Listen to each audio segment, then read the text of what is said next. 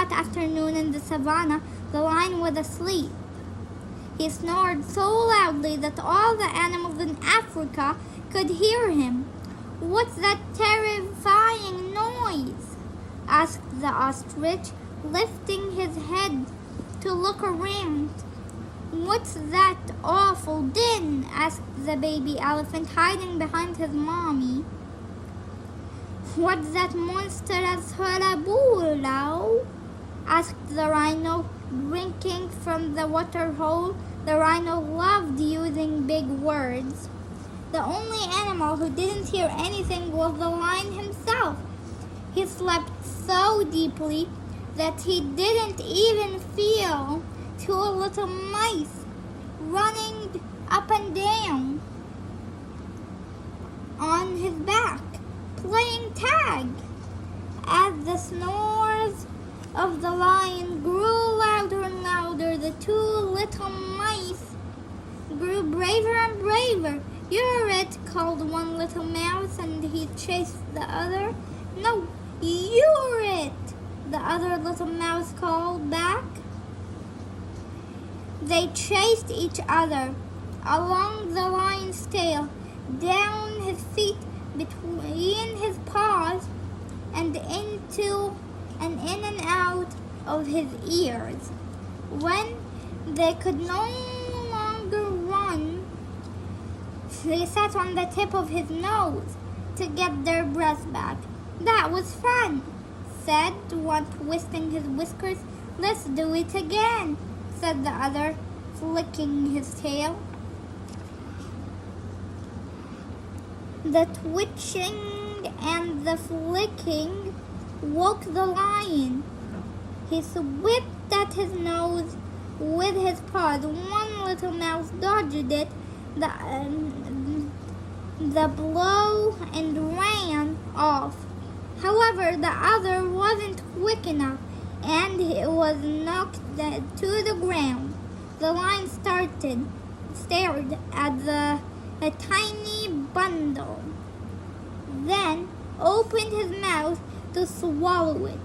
The little mouse felt the lion's hot breath on his face. "Please don't eat me," he squeaked. Surprised, the lion stopped. What he was doing? "I'm hungry," he said. "I'm so small you won't even taste me," whispered the mouse. "That's true," said the lion. He would need a much bigger meal to fill his large, rumbling belly. "That's true," said the lion. He would need a much bigger meal to fill his large tummy. "On the other hand," said the lion responsibly, "I'm the king of the jungle. I'm not supposed to show any mercy." "Dear King Lion," bleated the mouse, "if you spare me, I promise you won't regret it." "That's a big promise to make," said the lion, raising an eyebrow. He was curious about what the mouse might offer him. "If you help me now," said the mouse, "one day when you are in trouble, I will help you in return." The lion liked this deal. "Okay, I will let you go just this once," he chuckled. "Thank you, friend," said the little mouse. "I won't forget your kindness." Thought the lion had laughed at the little mouse. A few days later, he did need his help. He was walking through the jungle, pushing the underground to one side with his strong shoulders, when he stepped onto a trap, and net was hidden under a pile of leaves.